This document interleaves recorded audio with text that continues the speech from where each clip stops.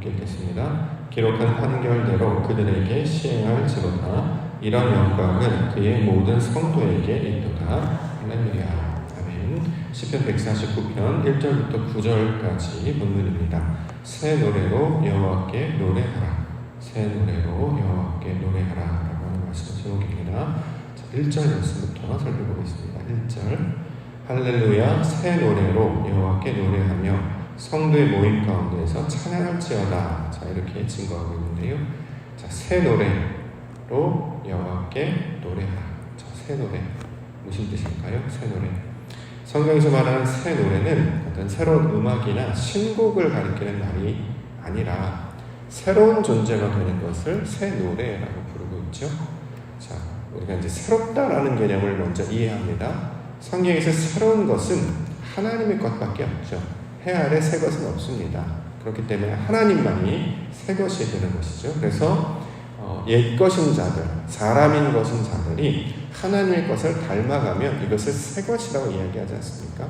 그렇기 때문에 새 노래라는 것은 하나님께서 원하시는 속성을 닮아서 하나님의 형상을 닮아서 그러한 존재로 그의 영광을 드러내면 이걸 새 노래라고 이야기하는 것입니다. 그러면 새 노래로 여호와께 노래하다라고 하는 것은 이처럼 하나님의 속성을 닮은 하나님의 형상을 닮은 자로 성질이 그의 속성이 바뀌게 되어서 그의 영광에 맞춰서 생각하고 느끼고 행동하는 자가 될 때, 다시 말해 전인격적인 어떤 존재가 바뀔 때 이걸 새 노래로 노래하다라는 뜻의 내용으로 가르쳐주고 있습니다. 쉽게 얘기하면 하나님의 뜻을 따라 사는 사람들을 가리키고 있는 말이죠. 성도를 가리키는 말이고 교회를 가리키는 말이에요. 새 노래로 노래하는 자들이 누구냐? 성도가 되는 것이고 하나님의 백성을 교회가 되는 것입니다.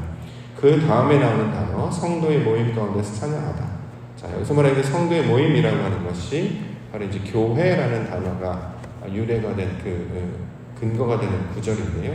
성도의 모임, 사람들의 모임이라는 뜻이라기보다는 하나님과 소통하고 교통하다라는 뜻을 가지고 있습니다. 교회라고 하는 것이 가지고 있는 의미가 사람들의 모임을 자체를 가리키는 말이 아니라 하나님과 소통하는 상태를 나타내는 말이라는 거죠.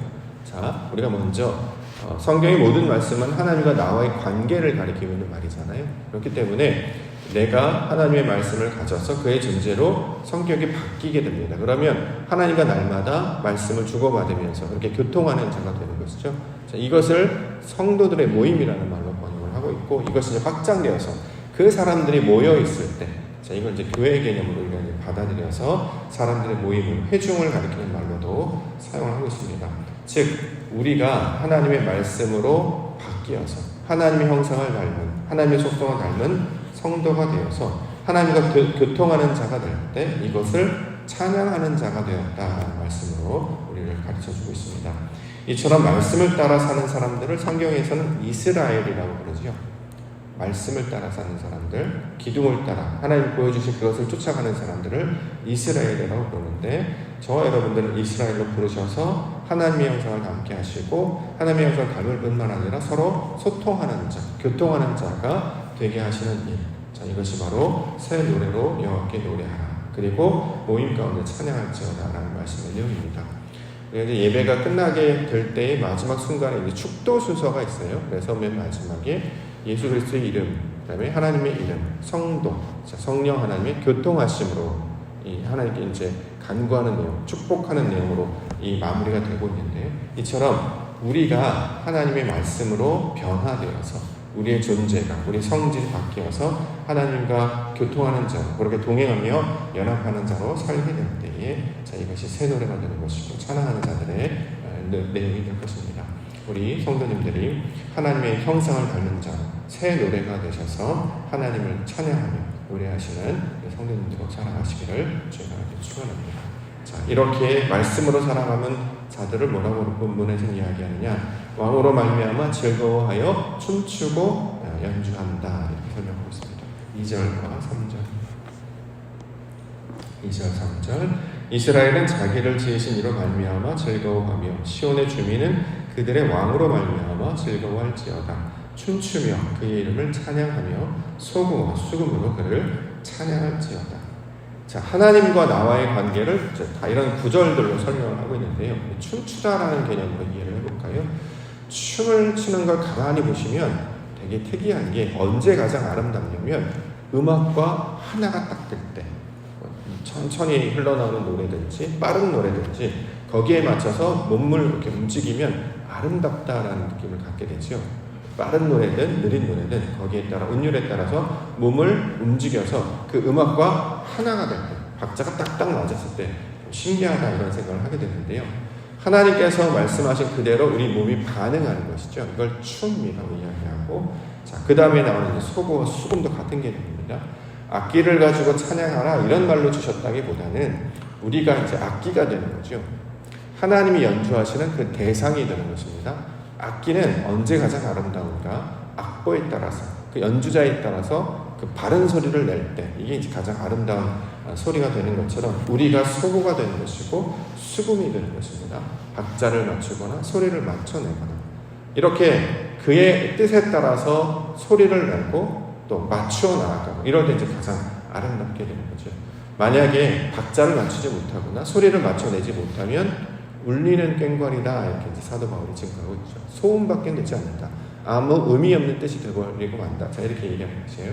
그런데 하나님께서 주시는 그것이 무슨 뜻인지를 알아서 이걸 이제 사랑이라고 표현하죠. 사랑으로 하나님께서 원하시는 것들을 나타내고 표현하면 그것은 아름다운 소리요 연주하는 것과 똑같다.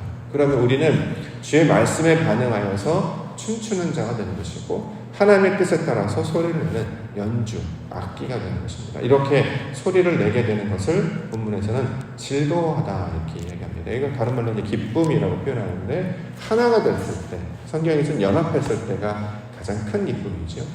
음악과 하나가 되든 연주자와 하나가 되는 이 혼연일체 한 몸으로 이루어졌을 때 이걸 기쁘고 즐거운 일로 가르쳐주고 있습니다.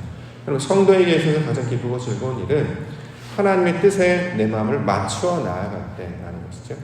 보폭을 맞추어 나아가고 음을 맞추어 나아가고 소리를 맞추어 나아가고 그래서 그것이 한 가지로 한 몸이 딱 됐을 때 이것이 주는 큰 감동이 있게 되는 것입니다. 그래서 우리가 이제 매주일 찬양대 노래를 들어보시면 언제 가장 아름다운가? 하나가 여러 명이 노래를 하는데 한 사람이 부르는 것 같은 느낌을 받을 때가 있습니다. 박자도 맞고 소리도 맞고 그래서 크게 들려지면 거대한 어떤 존재가 노래하는 것처럼 그런 이제 느낌을 받을 때가 있는데, 자, 이것은 이제 하나의 상징과 은유와 비유가 되겠죠.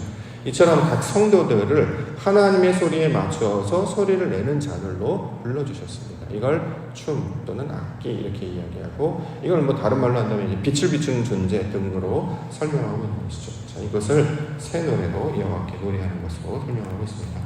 마지막으로 주시는 것이 이제 분할 가진 칼에 관한 이야기를 설명하고 있는데 6절부터 마지막 9절까지 쭉 보겠습니다. 그들의 입에는 하나님에 대한 찬양이 있고 그들의 손에는 분할 가진 칼이 있도다. 이것으로 문나라에 고소하며 민족들은 벌하며 그들의 왕들은 사슬로 그들의 귀인은 철거라고 결박하고 기록한 판결대로 그들에게 시행할지로다. 이런 영광은 그의 모든 성도에게 있도다. 할렐루야. 자, 성도들에게 맡겨주신 것, 분할 가진 칼 이렇게 이야기합니다. 분할 가진 칼. 우리가 생각하는 그 뭔가를 자르는 그런 칼을 비유적으로 설명을 하는 거예요.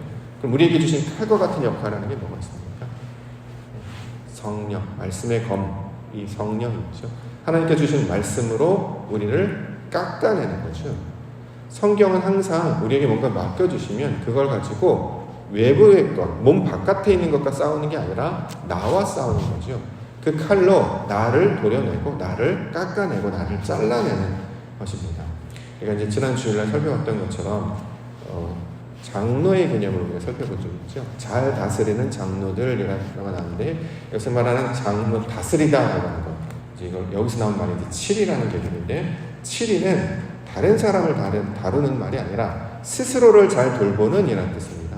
그렇죠? 마찬가지로 분할 가진 칼을 가졌다라고 하는 것은 그걸 가지고 내가 가지고 있는 육신적인 본성들, 습관들, 옛사람의 모습들을 슬슬 깎아내고 도려내도록 그래서 다듬어진 돌이 되게 하시는 거죠. 그래서 육각형, 정육면체로 만들어주시는 것이 하나님의 뜻입니다. 자, 이것으로 문나라에 보수하고 민족들을 벌하고 사슬로 척으로 결박하다. 내가 가진 것들을 주께서 주신 그 말씀의 능력으로 감당해 나아가는 것. 그래서 우리는 소위 말하는 어렸을 때, 젊었을 때가 이제 가장 심하겠는데 자기 자신만이 가지고 있는 이 혈기가 있어요. 소위 말하는 튀고 싶어 하죠. 맞추고 싶은 것보다는 튀고 싶어 해요. 자기 목소리를 내고 자기 의견을 내고 자기 뜻대로 하게 되고, 그래서 이제 자기가 드러내는, 그 젊었을 때 이제 그렇게 하죠. 그래서 젊었을 때는 자기 뜻대로 살다가 나중에는 자기가 원하지 않는 곳으로 이제 이끌고 갈 것이다. 부활하신 예수님께서 베드로에게 하셨던 말씀이 젊었을 때는 네 뜻대로 살았지만 나이가 들어서는 그렇게 되지 않을 것이다 라고 이야기하는 것은 말씀에 따라 살기 때문이죠. 그래서 시간이 지나면 지날수록 이 맞추어내는 것이 얼마나 큰 능력인지, 그래서 내가 드러나지 아니하고 그리스도가 드러나는 것이 얼마나 큰 가치인지를 발견하게 돼서 그렇게 맞추어내는 일 하는 것을 이 본문에서 설명하고 있습니다. 근데 놀랍게도 그 능력을 가진 유일한 힘은 말씀밖에 없다는 거예요. 사람이 아무리 부탁을 하고 외부에서 어떤 압력이 들어오고 어떤 외부의 것들 아무리 그것이 상이든 벌이든 우리를 이끌거나 우리를 다스린다 할지라도 아무런 영향을 미치지 못합니다. 왜냐하면 다 생명력이 없기 때문이죠. 오직 하나님께서 우리 가운데 가르쳐 주신 그 말씀으로 우리에게 익혀진 그 영의 능력만이 우리를 온전하게 변화시킬 수 있다. 자, 이렇게 이야기하고 있는 것입니다. 사도 바울은 에베소 6장 11절부터의 말씀을 보면 마귀의 괴계를 능히 대적하기 위하여 하나님의 전신갑주를 입으라. 우리의 씨름은 혈과 육에 대한 것이 아니요 정사와 권세와 이 어두움의 세상 주관자들과 하늘에 있는 악의 영들에게 대함이라. 그러므로 하나님의 전신갑주를 취하라. 이는 악한 날에 너희가 능히 대적하고 모든 일을 행한 후에 서기 위함이라.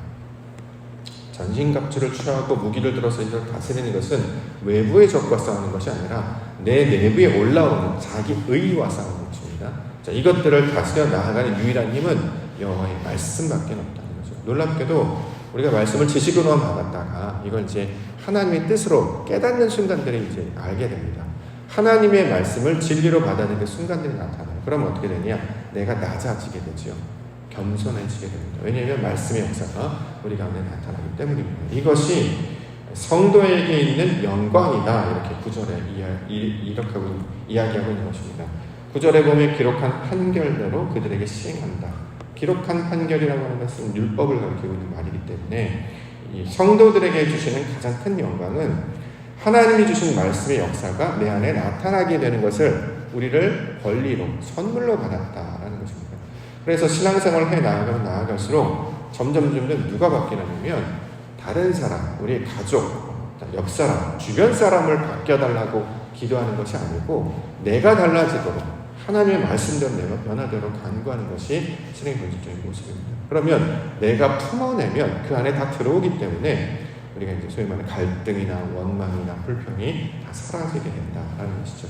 하나님께서 우리 사람들을 창조하셔서 모두를 받으신 다음에 그 똑같은 형상을 닮은 자도로 만들어내시는 이야기가 성경의 이야기이기 때문에 자, 이것을 가져서 새 노래로 또 여호와께 노래하는, 이게 원래는 여호와께 노래하는 여호와를 향하여 노래하는 게 아니고 우리가 하나님의 속성과 똑같은 상태 여호와로 하나님의 영광을 드러내다, 이런 뜻을 가지고 있습니다. 자, 이 영광을 성도들에게 주셨다. 하나님이 부르신 거룩한 자들이 자, 이런 이야기를 감당하게 될 것이다. 자, 이렇게 설명을 하고 있습니다. 날마다 우리가 이제 말씀을 듣고 예배하면 그 이름을 찬양합니다. 그러면 어떻게 달라지느냐? 점점 그를 닮아가야 된다라는 거죠. 하나님을 닮아가는 것입니다. 놀랍게도 내가 가지고 있는 근성, 내가 가지고 있는 의, 내가 가지고 있는 방식들, 이것들 점점 내려놓게 되고 하나님이 기뻐하시는 뜻대로 점점 맞춰가는, 마치 부모가 자녀를 맞춰 나아가는 것처럼, 그러면서 사랑이 무엇인지를 몸으로 구현해내면서 살아가는 것처럼 그의 성장과 자람을 바라보면서 기쁨으로 삼고 그가 잘하는 것이 그의 기쁨이 나의 기쁨이 되는 것처럼, 이처럼 하나님이 주시는 기쁨의 그 은혜가 충만하면 충만할수록 더 너그럽고 포용하고 깊은 상태로 살아가게 됩니다. 그래서 하나님을 닮은 자로 살아가는 것, 이것이 저희를 향하신 하나님의 의도와 사역이 되는 것입니다. 자, 이 말씀을 우리 가운데 허락해 주셔서 오늘도 말씀과 동행하게 하셨습니다. 모든 닥쳐지는 우리가 맞이하는 그 상황 가운데 하나님을 기쁘시게 하는 자니까 내 이름이 드러나고 내 의견을 주장하기보다는 하나님의 영광이 나타나는 나타나게 하여 주옵소서. 이 일을 위해서 오늘도 하루를 허락하신 줄 믿습니다. 우리의 마음까지 상황을 통해서 주의 영광을 나타내시며 아버지의 진리의 말씀을 가진 자로 세상 가운데 복음의 증인으로 살아가시는 우리 믿음의 성도들과 교회 모습을 주의 이름으로 간절히 축원합니다. 기도하겠습니다.